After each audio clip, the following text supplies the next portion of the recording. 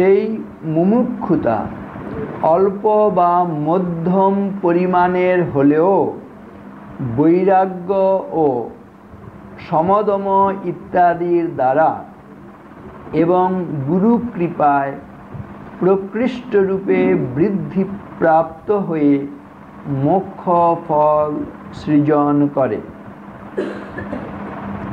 29 শ্লোকে ছিল বৈরাগ্যম চ মুমুক্ষুত্বম তীব্রম যস্য তু বিদ্যতে তস্মিন্নেবার্থবন্তঃ স্যুঃ ফলবন্তঃ সমাদয়ঃ।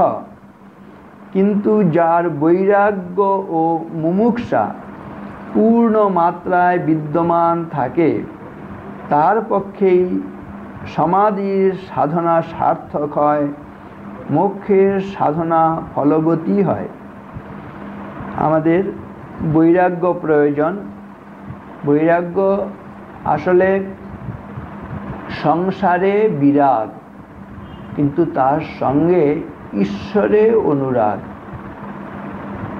এখানে যেহেতু বেদান্ত তত্ত্ব, সেখানে অনুরাগ মানে আমরা মনে করব আত্মতত্ত্বে অনুরাগ। সেই জ্ঞান লাভ করার জন্য আমার একটা আকুতি থাকবে, আর সংসার দুঃখপূর্ণ এই বোধটা সদা সর্বদা জাগ্রত রাখা। সংসারটি কোনো উপভোগ্য জায়গা নয়, এটা আনন্দের জায়গা নয়। চক্রবৎ পরিবর্তন্তে দুঃখানি চ সুখানি চ। এই মুহূর্তে যদিও সুখ আসে, পর মুহূর্তেই আবার দুঃখ গ্রাস করে নেয়। চক্রের মতন এই সুখ দুঃখ আবর্তিত হতে থাকে।